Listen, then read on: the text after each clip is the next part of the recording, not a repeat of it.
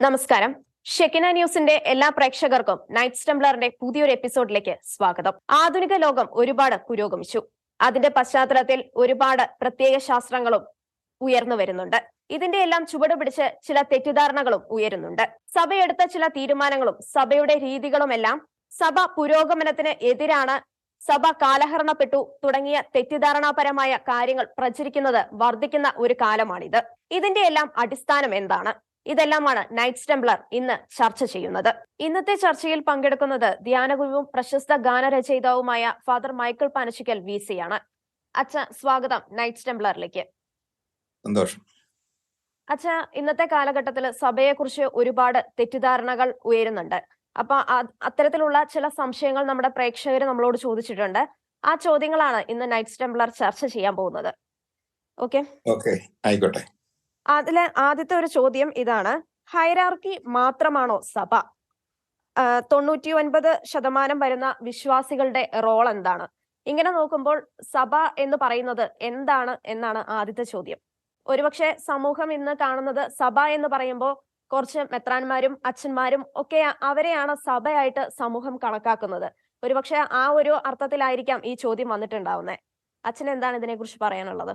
ഇപ്പോൾ ഇവിടെ അവതരിപ്പിച്ച കാഴ്ചപ്പാട് ഒരു തെറ്റിദ്ധാരണയിൽ നിന്ന് വരുന്നതാണ്. അഥവാ ഈ കാലഘട്ടത്തില് നമ്മൾ അറിയാതെ സൃഷ്ടിക്കപ്പെട്ട ഒരു കാഴ്ചപ്പാടാണ്.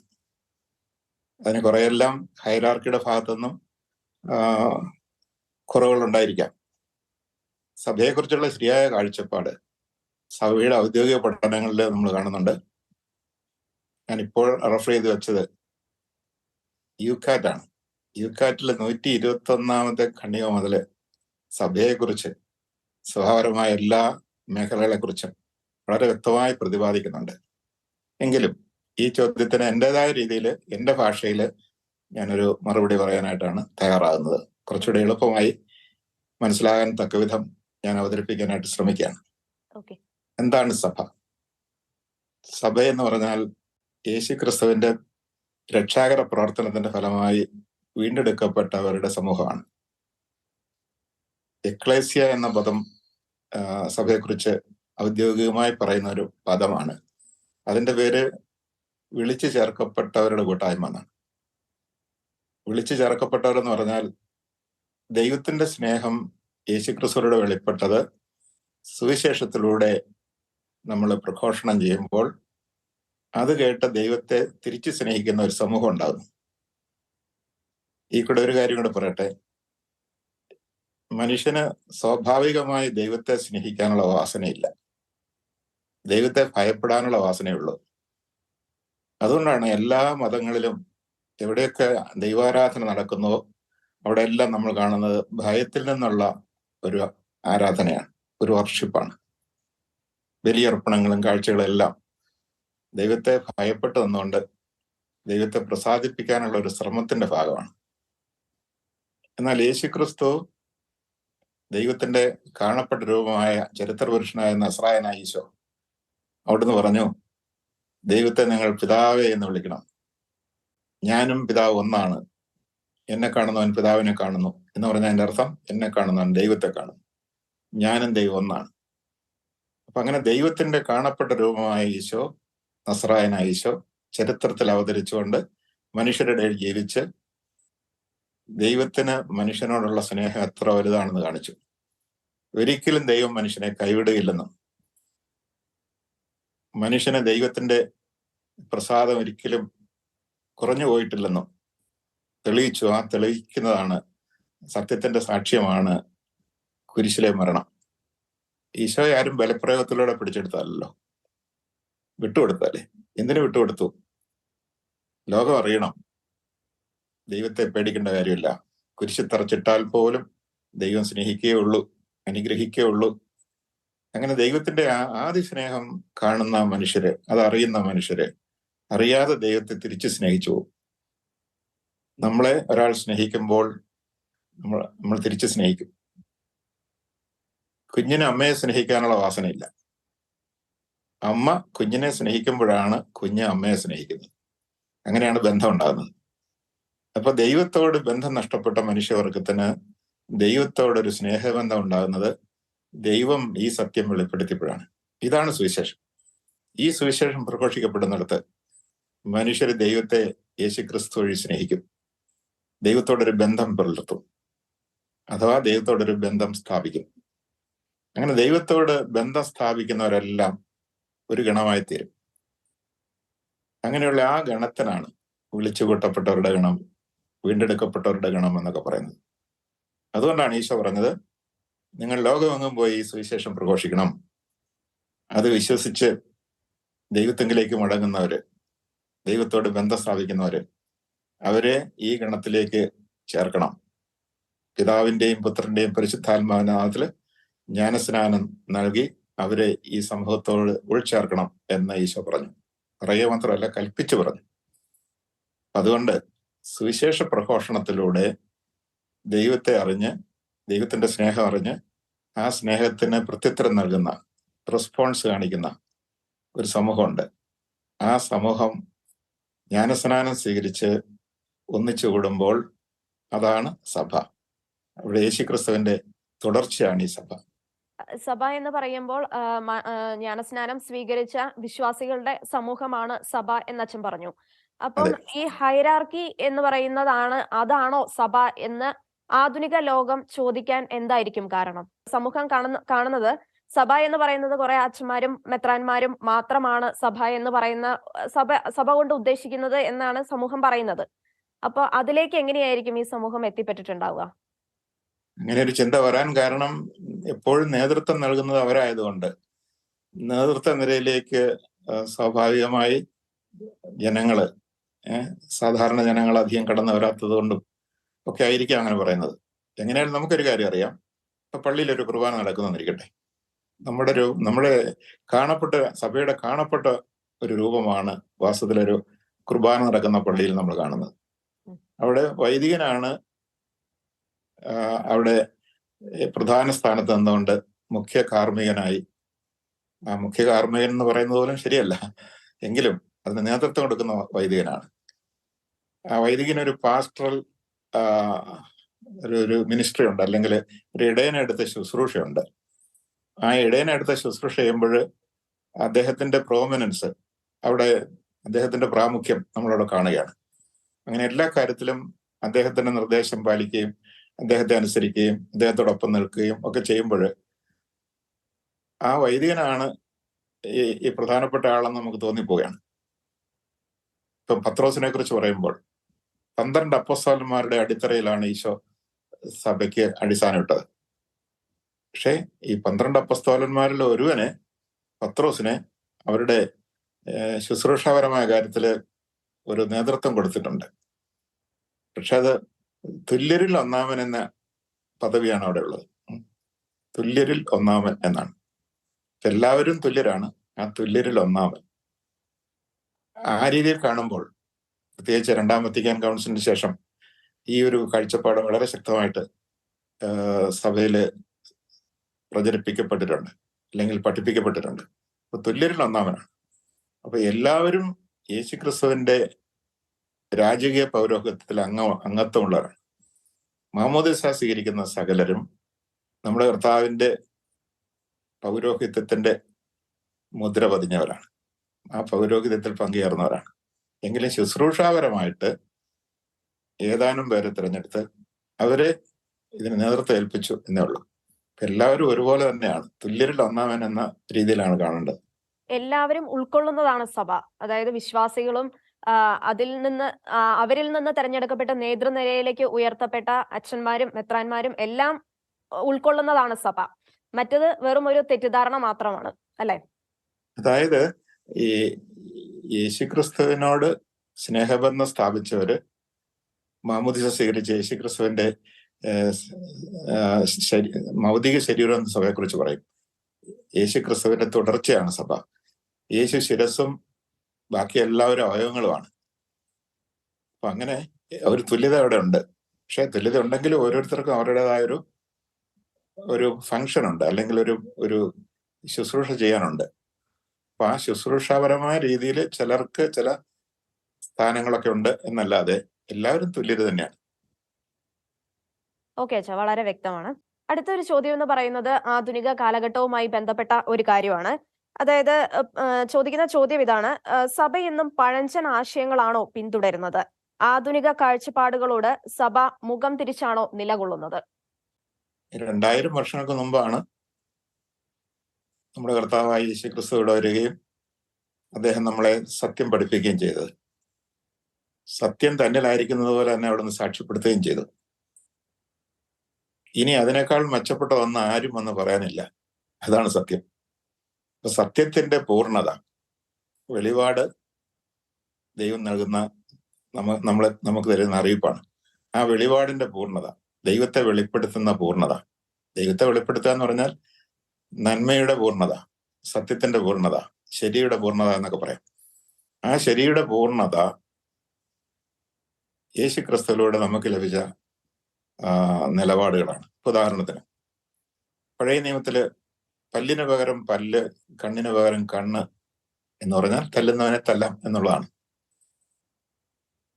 അപ്പൊ ഈശോ പറഞ്ഞു, ഇനിമേൽ അങ്ങനെ ആകരുത്, ഞാൻ അതിനേക്കാൾ മെച്ചപ്പെട്ടത് നിങ്ങൾക്ക് തരാം. ഒരു ചവിട്ട് തടിക്കുമ്പോൾ മറ്റേ ചവിട് കാണിച്ചു കൊടുക്കുക. കുരിശ് തറച്ചിട്ടാലും അവിടെ കിടന്നും സ്നേഹിക്കുക, കരുണ കാണിക്കുക, അനുഗ്രഹിക്കുക. ഇതിൽ പരം ഒരു നന്മ ഇനി ആർക്കും എന്ന് പറയാനില്ല. ലോകാവസാനത്തോളം വരുന്ന ഒരു മനുഷ്യനും ഒരു ഗുരുവിനും ഇതിനേക്കാൾ മെച്ചപ്പെട്ട ഒന്ന് തരാനില്ല. അപ്പം സത്യത്തിന്റെ പൂർണ്ണത അവിടെ നമുക്ക് തന്നു. പക്ഷെ അത് നമ്മളിപ്പോഴും സ്വീകരിച്ചു വരുന്നതേ ഉള്ളൂ, മനസ്സിലാക്കി വരുന്നതേ ഉള്ളൂ. ഉദാഹരണത്തിന്, ഒരു ചവിട്ടത്ത് അടിക്കുമ്പോൾ മറ്റേ ചുവട് കാണിച്ചു കൊടുക്കുക എന്നൊക്കെ പറയുന്നത് ഭോഷത്വമായിട്ടേ ഇന്നും പലർക്കും തോന്നുന്നുള്ളൂ.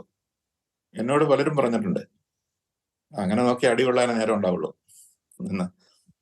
നിന്റെ വസ്തുക്കൾ ആരെങ്കിലും എടുത്തുകൊണ്ട് പോയാൽ, ബലമായിട്ട് എടുത്തുകൊണ്ട് പോയാൽ നീ അനുഗ്രഹിച്ച് വിട്ടുകൊടുത്തേക്കുക. ഇങ്ങനെയൊക്കെ പറയാൻ പോയാൽ കൈവശമൊന്നും ഉണ്ടാകില്ല, എല്ലാം ആമ്പിള്ളേർ കൊണ്ടുപോകും എന്ന് പറയുന്നവരുണ്ട്. പക്ഷെ അത് ഉൾക്കൊള്ളാൻ നമുക്ക് പറ്റുന്നില്ലായിരിക്കാം. പക്ഷെ നന്മയുടെ പൂർണ്ണത ഈശോ 2000 വർഷം മുമ്പ് നമുക്ക് തന്നു. ഇനി അതിനപ്പുറം ഒരു നന്മ, ഈശോ നൽകിയതിനേക്കാൾ മെച്ചപ്പെട്ട ഒന്ന് നമുക്കിനി ആരും തരാനില്ല. അതുകൊണ്ട് നന്മയുടെ പൂർണ്ണത ഈശോയിലുണ്ട്, സത്യത്തിന്റെ പൂർണ്ണത ഈശോയിലുണ്ട്, ശരിയുടെ പൂർണ്ണത ഈശോയിലുണ്ട്. പക്ഷെ അത് നമ്മളിപ്പോഴും പൂർണ്ണതയിൽ സ്വീകരിച്ചിട്ടില്ല എന്നുള്ളതാണ് അതിനകത്തെ പരാധീനത എന്ന് പറയുന്നത്. അതുപോലെ മറ്റൊരു കാര്യമാണ്, ഈ ബൈബിൾ എന്ന് പറയുന്നത് 2000 വർഷങ്ങൾക്ക് മുമ്പ് എഴുതപ്പെട്ട ഒരു ഗ്രന്ഥമാണ്. ആ ഗ്രന്ഥമാണ് നമ്മൾ ക്രൈസ്തവർ ഇന്നും ഫോളോ ചെയ്യുന്ന ഒരു കാര്യം. അപ്പം ഇന്നത്തെ കാലഘട്ടം പറയുന്നത് ബൈബിൾ ഇത്രയും പ്രാചീനമായ ഒരു ഗ്രന്ഥമാണ്, പഴഞ്ചനായിട്ടുള്ള ഒരു ഗ്രന്ഥമാണ്. അതിന് ഇന്നത്തെ കാലത്ത് അത് കാലിക പ്രസക്തമാണോ എന്നൊരു ചോദ്യമുണ്ട്. അതിനെക്കുറിച്ച് അച്ഛൻ എന്താണ് പറയാനുള്ളത്? ബൈബിൾ എന്ന് പറയുമ്പോൾ പഴയ നിയമം പുതിയ നിയമം ഉൾക്കൊള്ളുന്നതാണ്. പഴയ നിയമത്തിൽ പടിപടിയായിട്ട് നന്മയുടെ വികാസം കാണാം. അങ്ങനെ ആ വികാസം യേശുക്രിസ്തുവിന്റെ കാലമായപ്പോഴേക്കും ഒരു തുല്യനീതിയിലെത്തി. അതാണ് കണ്ണിന് പകരം കണ്ണ്, പല്ലിന് പകരം പല്ല് എന്ന് പറയാൻ കാരണം. അതിനൊരു കാരണമുണ്ട്. അങ്ങനെ പറയാൻ കാരണം, അതിനു മുമ്പ് ഹമ്മുറാബിയുടെയൊക്കെ വ്യവസ്ഥിതിയിൽ ആരുടെയെങ്കിലും ഒരാളുടെ കണ്ണ് ആരെങ്കിലും കളഞ്ഞാൽ ആ കുടുംബത്തിലുള്ള എല്ലാവരുടെയും കണ്ണ് കളയണമെന്നായിരുന്നു നിയമം. അതെന്തൊരു ക്രൂരതയാണല്ലേ! ഒരാളുടെ പല്ല് പൊഴിച്ചാൽ ആ കുടുംബത്തിലുള്ള എല്ലാവരുടെയും പല്ല് പൊഴിക്കണം എന്ന് പറയുന്നത് എന്ത് ക്രൂരതയാണ്! അവരുടെ ലക്ഷ്യം എന്ന് പറയുന്നത്, അല്ലെങ്കിൽ ആ നിയമം നൽകിയവരുടെ ലക്ഷ്യം, ഇനി ആരും അങ്ങനെ ഒന്ന് ചെയ്യരുതെന്നുള്ളതാണ്. പക്ഷെ അത് ക്രൂരതയാണ്. അപ്പൊ ആ ക്രൂരതയെ മയപ്പെടുത്തിയാണ് ഒരാൾ നിന്നെ ഒന്നടിച്ചാൽ അതേപോലെയുള്ള ഒരടി മാത്രമേ തിരിച്ചു കൊടുക്കാവുള്ളൂ, അത് കൂടുതലൊന്നും കൊടുക്കരുത്. അതാണ് മോശയുടെ നിയമത്തിലൂടെ പഴയ നിയമത്തിലെ കൊണ്ട് എത്തിച്ചത് അവിടം വരെയാണ്. നമുക്കവിടെ കാണാം, ഹമ്മുറാബിയിൽ നിന്ന് മോശയിലേക്ക് വരുമ്പോൾ പടിപടിയായിട്ടുള്ള നന്മയുടെ ഒരു വളർച്ച നമുക്ക് കാണാൻ സാധിക്കും. അപ്പൊ ആ നന്മയുടെ ആ വളർച്ചയുടെ പടി ഈശോ ചൂണ്ടിക്കാണിച്ചുകൊണ്ട് പറയാണ്, ഇതുവരെ നിങ്ങൾ ഇത്രയൊക്കെ കേട്ടിട്ടുള്ളൂ, പക്ഷെ ഇതിനേക്കാൾ വലിയ നന്മ, അളവില്ലാത്ത നന്മ, ദൈവത്തിലെ നന്മ. ആ ദൈവത്തിലെ നന്മ എന്താണെന്ന് ഞാൻ കാണിച്ചു തരാം. പിലാത്തോസ് ഈശോയോട് ചോദിച്ചു, നിന്റെ വരവിന്റെ ഉദ്ദേശം എന്താ? സത്യത്തിന് സാക്ഷ്യം വഹിക്കാനാണ് ഞാൻ വന്നതെന്നാണ് ഈശോ പറഞ്ഞത്. അപ്പൊ സത്യം ഈശോ പറയുക മാത്രമല്ല, സത്യത്തിന് ഈശോ സാക്ഷ്യം വഹിക്കുകയും ചെയ്തു. അതിലൂടെ എന്താണ് സത്യം എന്ന് നമുക്ക് വളരെ അസന്നിഗ്ധമായ രീതിയിൽ നമുക്ക് തന്നു. അതാ ഞാൻ പറഞ്ഞത്, ഇത് പഴഞ്ചനല്ല. കാരണം ഇതിനേക്കാൾ മെച്ചപ്പെട്ടൊന്നും ഇനി വരാനില്ല. ലോകാവസാനത്തോളം വരുന്ന സകലർക്കും ഇതിനേക്കാൾ മെച്ചപ്പെട്ടൊരു നന്മ ഇനി വരാനില്ല. അപ്പൊ പിന്നെ പഴഞ്ചനാണെന്ന് എങ്ങനെ പറയാൻ പറ്റും? നമുക്ക് വേണേൽ പറയാൻ പറ്റും, മോശ നൽകിയത് പഴഞ്ചനായിരുന്നു, ഹമ്മുറാബി നൽകിയത് തീരെ പഴഞ്ചനായിരുന്നു, അതിനെല്ലാം പരിഷ്കരിച്ചു കൊണ്ടുവന്നു. പക്ഷെ ഈശോ കൊണ്ടുവന്നതിനെ പരിഷ്കരിക്കാൻ പറ്റില്ല. കാരണം ഏറ്റവും മഹത്തായത് നമുക്ക് ലഭിച്ചു ഈശോയിലൂടെ. അതിനെ സ്വീകരിക്കാൻ ഇപ്പോഴും നാം പാകമായിട്ടില്ല എന്നുള്ളതാണ് സത്യം. പലപ്പോഴും 2000 കൊല്ലം മുമ്പുള്ളതല്ലേ പഴകിപ്പോയി എന്ന് നമ്മൾ പറയും. പക്ഷെ അതല്ല ശരി. ഇതൊരിക്കലും പഴകി പോകില്ല. അതുകൊണ്ടാണ് എന്നും പുരാതനവും എന്നും സനാതനവുമായ സത്യമേ എന്നൊക്കെ ഈശോയെ കുറിച്ച് പറയുന്നത്. അവൻ മാറ്റമില്ലാത്തവനാണ്, ഇന്നലെയും ഇന്നും എന്നും ഒരുവൻ തന്നെയാണ് എന്നൊക്കെ പറയുന്നതിന്റെ കാരണം അതാണ്. അവന് മാറ്റമില്ല, മാറ്റത്തിന്റെ ആവശ്യമില്ല. കാരണം ഏറ്റവും സനാതനമായതാണ് അവൻ്റെത്, ഏറ്റവും ഉന്നതമായതാണ് അവൻ്റെത്. അതിനെന്തൊരു മാറ്റത്തിന്റെ ആവശ്യമില്ല. പൂർണ്ണമായ നന്മയാണ് ഈശോ കാണിച്ചു തന്നത്. അതുപോലെ തന്നെ അത് തന്നെയാണ് ആ ഒരു കാലഘട്ടത്തിൽ ഉണ്ടായിരുന്നവരുടെ ജീവിതവും അവരുടെ സാക്ഷ്യവുമാണ് വിശുദ്ധ ഗ്രന്ഥത്തിലും എഴുതിയിട്ടുള്ളത്. അതുകൊണ്ട് അതിനും അപ്പുറത്തേക്ക് മറ്റൊന്നും തരാനില്ല എന്നാണ് പറഞ്ഞു വരുന്നത്, അല്ലെ? അതായത് ഈശോ 2000 കൊല്ലം മുമ്പ് പറഞ്ഞത് എക്കാലത്തും പ്രസക്തമാണ്. അതിനേക്കാൾ മെച്ചപ്പെട്ടതൊന്നും തരാനില്ലാത്ത സ്ഥിതിക്ക് ഇത് പഴകി പോവുകയില്ല എന്നല്ല എൻ്റെ അർത്ഥം. ഈശോയുടെ കാലത്തും ഇത് സ്വീകരിച്ചവരുണ്ട്. പിന്നീട് ഓരോ കാലഘട്ടത്തിലും നമുക്ക് കാണാം, സഭയുടെ ചരിത്രത്തില് ഈശോ പറഞ്ഞതിനെ അക്ഷരം പ്രതി സ്വീകരിച്ച് വിശുദ്ധിയിൽ വളർന്നവരുണ്ട്. ഈ കാലത്തും ഉണ്ട്. പക്ഷെ എല്ലാവർക്കും അത് സ്വീകരിക്കാൻ പറ്റുന്നില്ല, എല്ലാവർക്കും അത് സ്വീകാര്യമായിട്ട് തോന്നുന്നില്ല. വിശുദ്ധ ഗ്രന്ഥമാണെങ്കിലും ഈശോ പറഞ്ഞ കാര്യങ്ങളാണെങ്കിലും ഇന്നത്തെ സഭയുടെ നിലപാടുകളാണെങ്കിലും എല്ലാം തന്നെ പുരാതനം എന്ന് പറയാൻ പറ്റില്ല. ഇന്നും പ്രസക്തമായ കാര്യങ്ങൾ തന്നെയാണ്.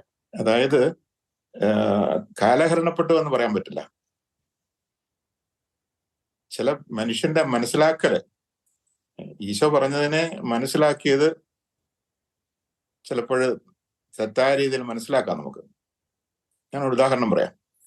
ഈശോ പറഞ്ഞതിനെ എത്രയോ രീതിയിൽ തെറ്റായി മനസ്സിലാക്കുന്നു. ആ തെറ്റായ മനസ്സിലാക്കലിനെ മാറ്റണം. അവിടെയാണ് വ്യാഖ്യാനം ആവശ്യമുള്ളത്.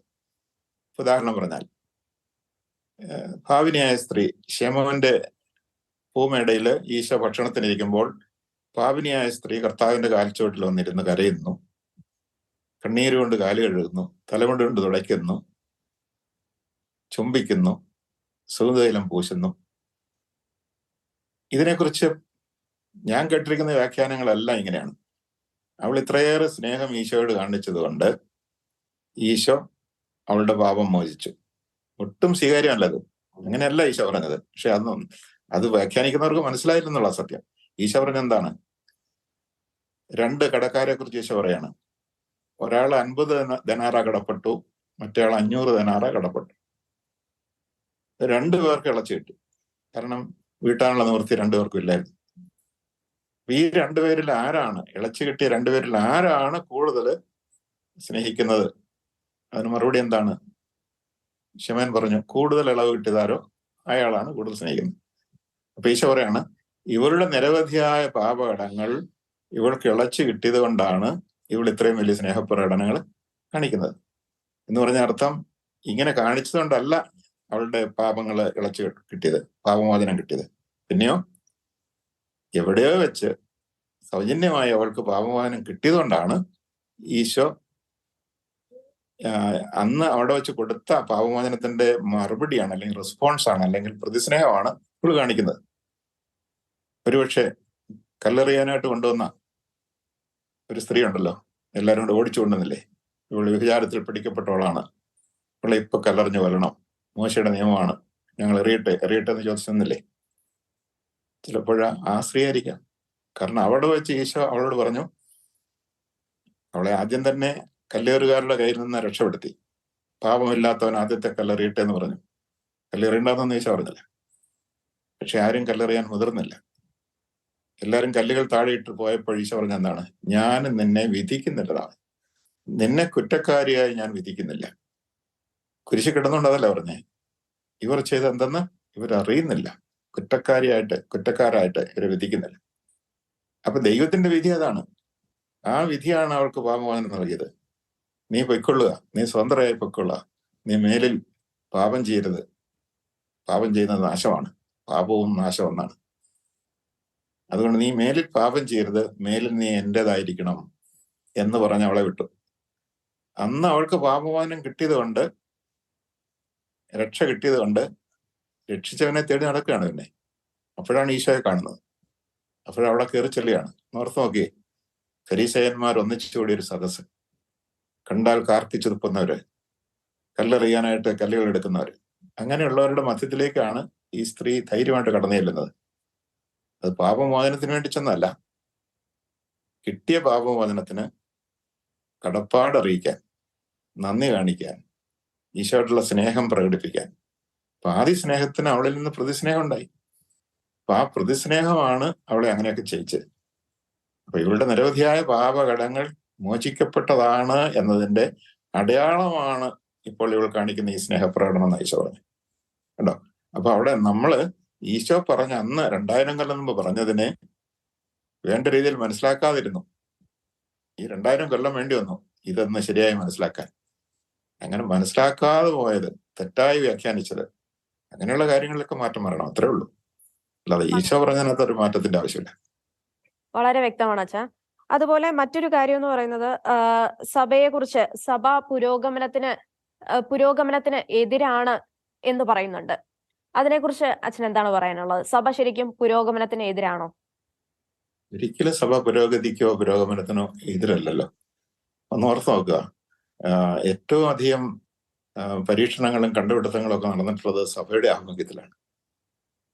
ശാസ്ത്രീയമായ കണ്ടുപിടുത്തങ്ങളും ശാസ്ത്രീയമായ നിരീക്ഷണങ്ങളും ഒക്കെ നടന്നിട്ടുള്ളത് സഭയുടെ ആഭിമുഖ്യത്തിലുള്ള പഠന കേന്ദ്രങ്ങളിലും സഭയോട് ചേർന്ന് നിൽക്കുന്നവരൊക്കെയാണ്.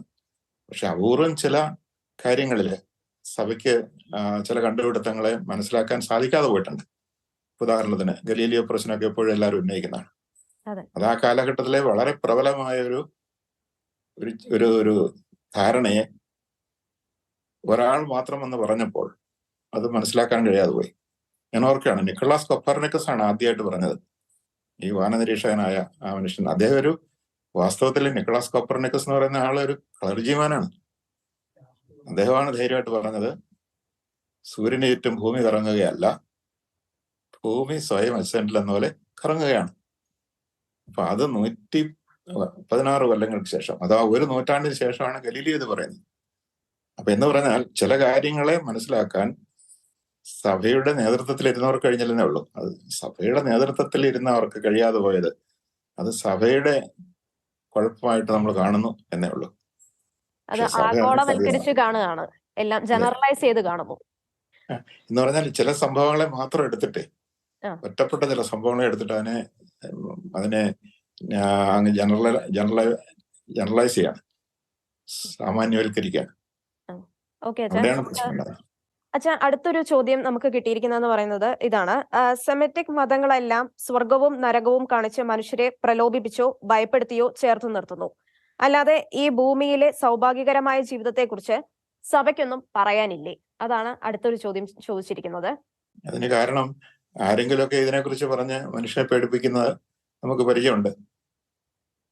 അല്ലാത്ത രീതിയിലും ദൈവരാജ്യത്തെക്കുറിച്ച് ഈ ഭൂമിയിൽ നിലവിൽ വരേണ്ട ഒരു വ്യവസ്ഥിതിയാണെന്നും ദൈവം പിതാവാണെന്നും സകലരും മനുഷ്യരെ സഹോദരങ്ങളാണെന്നും തുല്യരാണെന്നും എല്ലാവരുടെയും ഏകോദര സാഹോദര്യത്തെ നമ്മൾ കാണണമെന്നും ദൈവത്തിന്റെ ഭരണത്തിന് എല്ലാവരും വിധേയമാണെന്നും സ്വർഗം ഇവിടെ തന്നെ ആരംഭിക്കണമെന്നും ഇവിടെ ആരംഭിച്ചാൽ മാത്രമേ മരിച്ചു കഴിഞ്ഞ് സ്വർഗം ഉണ്ടാവുകയുള്ളെന്നും എല്ലാം പഠിപ്പിക്കുന്ന ധാരാളം ഗുരുക്കന്മാരുണ്ട്. അവരെയൊന്നും ശ്രദ്ധിക്കാതെ നരകത്തെക്കുറിച്ച് പറഞ്ഞ് പേടിപ്പിക്കുന്നവരുടെ പ്രകടനം വളരെ രൂക്ഷമായതുകൊണ്ട് അതിനെയാണ് ആളുകൾ പെട്ടെന്ന് ശ്രദ്ധിക്കുന്നത്. അതുകൊണ്ടാണ്. ശരിയാണ്, നരകം എന്ന് പറയുന്നത് ഒരു റിയൽ പോസിബിലിറ്റി അല്ലെങ്കിൽ ഒരു സാധ്യത മാത്രമാണ്. പക്ഷെ ആരും നരകത്തിലാകണമെന്ന് ദൈവം ഒരിക്കലും ആഗ്രഹിക്കുന്നില്ല. ആരും നശിച്ചു പോകാതെ സകലരും രക്ഷ പ്രാപിക്കാൻ വേണ്ടിയാണ് ദൈവം തന്റെ പുത്രനെ ലോകത്തിലേക്ക് അയച്ചത്. അങ്ങനെ പുത്രന്റെ പ്രവർത്തനത്തിലൂടെ സകലരെയും വീണ്ടെടുത്ത് സ്വന്തമാക്കുക എന്നുള്ളതാണ് ദൈവത്തിന്റെ പദ്ധതി. അന്ത്യവിധിയെക്കുറിച്ച് പറയുന്നിടത്ത് തന്നെ നമ്മൾ കാണുന്നുണ്ട്, എന്റെ പിതാവിനാൽ അനുഗ്രഹിക്കപ്പെട്ടവരെ വരുവൻ, ലോകസ്ഥാപനം മുതലേ നിങ്ങൾക്കായി സജ്ജമാക്കപ്പെട്ടിരിക്കുന്ന സ്വർഗരാജ്യത്തിലേക്ക് വരാനാണ് പറഞ്ഞു. അപ്പൊ ദൈവം മനുഷ്യന് വേണ്ടി സ്വർഗരാജ്യം മാത്രമേ കരുതിയിട്ടുള്ളൂ. ആ സ്വർഗരാജ്യത്തിൽ ആരെങ്കിലും തന്റെ സ്വാതന്ത്ര്യത്തോടു കൂടിയുള്ള തിരഞ്ഞെടുപ്പിലൂടെ, തീരുമാനത്തിലൂടെ വരാതിരുന്നാൽ അവർക്കുണ്ടാകുന്ന ഒരു അനുഭവമാണ്. അതൊരിക്കലും ദൈവം മനുഷ്യന് വേണ്ടി കരുതി വെച്ച ഒന്നല്ലത്. നരകത്തെ കുറിച്ച് ചിലര് പറഞ്ഞ് പേടിപ്പിക്കുന്നത് കൊണ്ട് അതിലേക്ക് ശ്രദ്ധ തിരിഞ്ഞു പോകുന്നു. അതാണ് ഇപ്പൊ സംഭവിച്ചുകൊണ്ടിരിക്കുന്ന കാര്യം. അതല്ലേ അച്ഛൻ പറഞ്ഞു വന്നത്? അതെ, ഞാൻ പറഞ്ഞു വന്നത് അത് തന്നെയാണ്. ചിലര് വിചാരിക്കുന്നത് ഈ നരകത്തെ കുറിച്ച് പറഞ്ഞാൽ മനുഷ്യൻ ഭയപ്പെട്ട് നരകത്തിൽ പോകാതിരിക്കാൻ വേണ്ടി പാപം ചെയ്യാതെ ഇരുന്നോളും എന്ന് വിചാരിച്ചാണ്. നല്ല ഉദ്ദേശത്തോടെയാണ് അവർ ചെയ്യുന്നത്. പക്ഷേ മനുഷ്യൻ പാപം ചെയ്യാതിരിക്കേണ്ടത് നരകത്തിൽ പോകുന്ന പേടിച്ചിട്ടല്ല. പിന്നെയോ ദൈവത്തോടുള്ള സ്നേഹബന്ധം മനുഷ്യന് നൽകുന്ന ഏറ്റവും വലിയ സുഖത്തെക്കുറിച്ച് അവർക്കറിയില്ല. ഈ ഭൂമിയിലായിരിക്കുമ്പോൾ തന്നെ ദൈവത്തിന്റെ ഇഷ്ടത്തിനനുസരിച്ച് ജീവിക്കുന്നതിനകത്തെ സുഖം, അതിനകത്തെ ആനന്ദം, ദൈവത്തോടു കൂടി ജീവിക്കുന്നതിന്റെ സ്വാതന്ത്ര്യം, ഇതൊന്നും അറിയാത്തവര്, ദൈവത്തോടു കൂടി ഇരിക്കുന്നതിന്റെ സുഖം അറിയാത്തവരാണ് പാപത്തിന്റെ സുഖത്തിന് വേണ്ടി പോകുന്നത്. അവർക്ക് ഈ ഒരു സുഖത്തെക്കുറിച്ച് അറിഞ്ഞുകൂടാ. അതുകൊണ്ട് പാപത്തെ കുറിച്ച്, പാപം ചെയ്യുന്നവരെ നരകത്തിൽ പോകുന്നൊക്കെ പേടിപ്പിച്ചാൽ അവര് കടിച്ചു പിടിച്ച് പാപം ചെയ്യാതെ പിടിച്ചു നിൽക്കുന്നല്ലാതെ ദൈവത്തെ അനുഭവിക്കില്ല.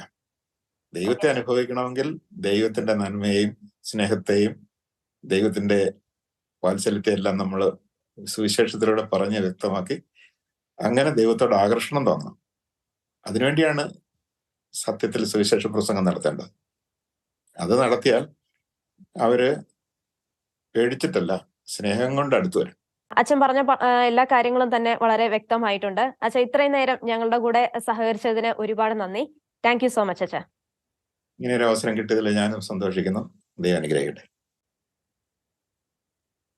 സഭയെക്കുറിച്ച് ആധുനിക കാലഘട്ടം ഉയർത്തിയ ചില സംശയങ്ങളാണ് നൈറ്റ്സ് ടെംപ്ലർ ഇന്ന് ചർച്ച ചെയ്തത്. സഭ പുരോഗതിക്ക് എതിരാണ് എന്നുള്ള പ്രചരണങ്ങൾ തീർത്തും തെറ്റിദ്ധാരണാപരമാണ്.